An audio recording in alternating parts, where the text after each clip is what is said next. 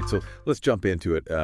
Today we're going to tackle this big mistake that English learners make, and trust me, it's a sneaky one. It's not like a lack of dedication. It's more like a trap that keeps people stuck even when they're putting in the effort. It is fascinating, right? Like so many learners are so passionate about, mastering English. They're spending hours studying, and somehow that fluency just kind of stays out of reach. And today we're going to deep dive into some super practical ways to break through that barrier, to finally go from passive knowledge to actually using English confidently. Okay. Now, it all starts with recognizing one common mistake that might be holding you back. Interesting. What's that? Well, I think you can tell us more about this. It's that learners often get so caught up in like the traditional ways of learning English, like memorizing grammar rules and vocabulary and all that stuff, Oh, yeah. that they actually forget the most important part, Yeah. And what's that? actually using it. Uh-huh.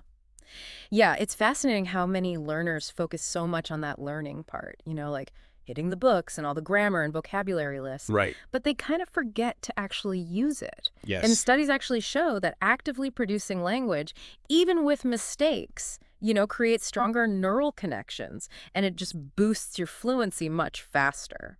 Yeah, it's like, and I love this analogy, it's like knowing every ingredient in a recipe, but never actually cooking the dish. Oh, that's a good one. Right. Yeah. You have all the potential, but you got to activate it. Exactly. You need both, the receptive skills like reading and listening, Right. and the productive skills like speaking and writing. So think of it like this. The receptive skills are about taking information in, and the productive skills are like actively putting it out there. Okay. You need both, but the productive ones just require a bit more effort, more deliberate effort. They do. Yeah. So how do you know if you're stuck in this passive learning trap? Yeah, that's a good question. And I bet a lot of you listening have experienced this.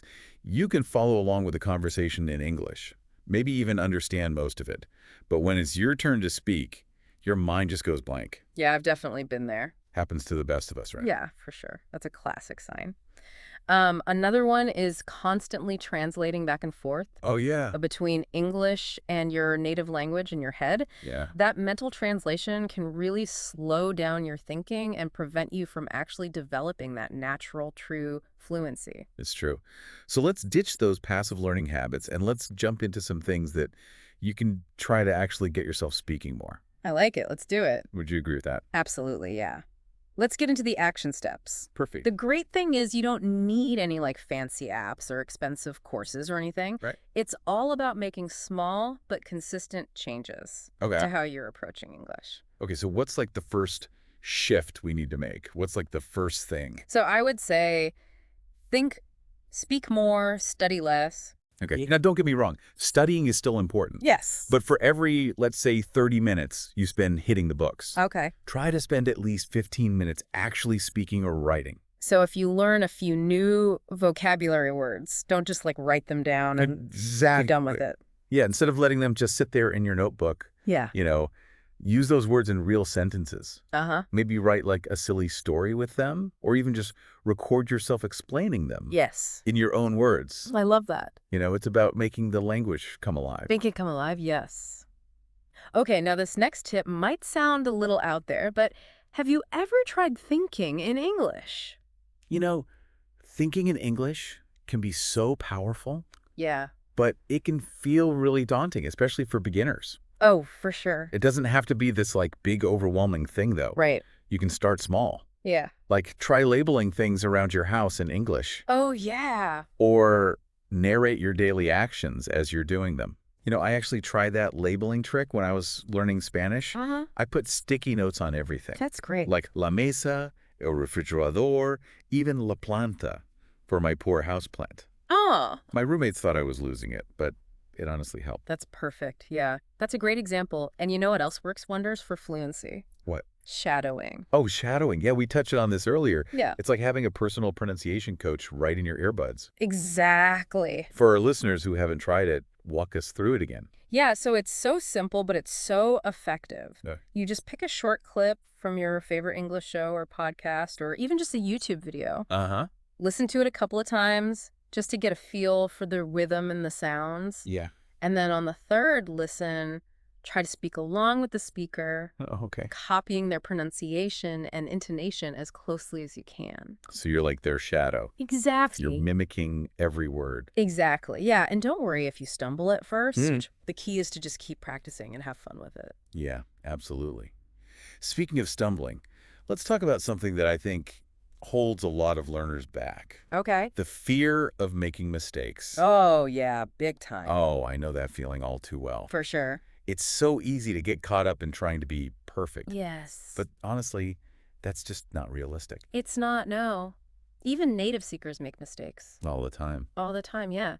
Perfectionism is the enemy of progress. Yes. The most important thing is to just keep speaking. Yeah. Even if you make mistakes, those mistakes are actually valuable learning opportunities. I love that perspective. Yeah. Mistakes aren't failures, they're stepping stones. Exactly, yeah. Embrace the mess. Embrace the mess, yes. Okay, so what are some other things that listeners can try to make speaking English feel less daunting? One thing I always recommend is the 1-minute challenge. Okay, I'm intrigued. What is the 1-minute challenge? So it's super simple. Okay. Set a timer for 1 minute Okay. and talk about anything. Anything. Anything, yeah, that pops into your head. Right. In English, of course. Okay. It could be about your day, your dreams, your favorite food, like literally anything. Mm-hmm. The goal is to just keep speaking for that entire minute Okay. without pausing or switching back to your native language. That's a brilliant idea. It's like a mini speech practice that you can do anywhere. Just anytime. Yeah. Yeah, and it really helps build that fluency and confidence Yeah. because you're thinking on your feet Yeah. and getting comfortable expressing yourself spontaneously. I love it. Speaking of practice, I think a lot of people forget that recording themselves can be so helpful. Yeah. I used to hate hearing my own voice, I know. but it really helped me catch like pronunciation errors and things that I didn't even realize I was making. It's so helpful. Grab your phone, grab your computer, whatever. Yeah. Record yourself speaking English for a few minutes and then just listen back. Yeah. Notice what sounds good. What could you improve? It's like having a free personal language coach right in your pocket. In your pocket, yeah. Now, what about finding someone to actually speak with? Yeah. I know not everyone has like English-speaking friends or family readily available. Yeah, that's true. But there are so many options these days. Yeah. Like if you don't have someone to practice with in person, Right. check out online language exchange platforms or apps. Oh, yeah. You can connect with native speakers and other learners from all over the world, I love that. which is a great way to not only practice your English, but also learn about different cultures. Yeah, it's like a global adventure. It is, yeah. And don't underestimate the power of writing, too. Oh, writing. Even if speaking is your main goal, Yeah. writing can really solidify your learning. Yeah. So try keeping a journal in English, Yeah. even if it's just a few sentences each day. Yeah. It helps you process what you've learned, Right. improve your grammar and vocabulary. It's also, journaling is so therapeutic. It is. It's like a conversation with yourself, Exactly. but in English. Exactly, yeah. And remember, consistency is key. Yes. It's so much more effective to do a little bit of active English practice every day Yeah. than to like cram for hours once a week. Okay. Make it a habit, Yes. just like brushing your teeth. I love that. Yeah. So we've covered a ton of great tips and strategies for breaking free from that passive learning Yeah, and becoming a more confident English speaker. for sure. I'm feeling inspired. Me too. What is one final thought that you'd like to leave our listeners with? I think the most important thing to remember is that, becoming fluent in English, it's a journey.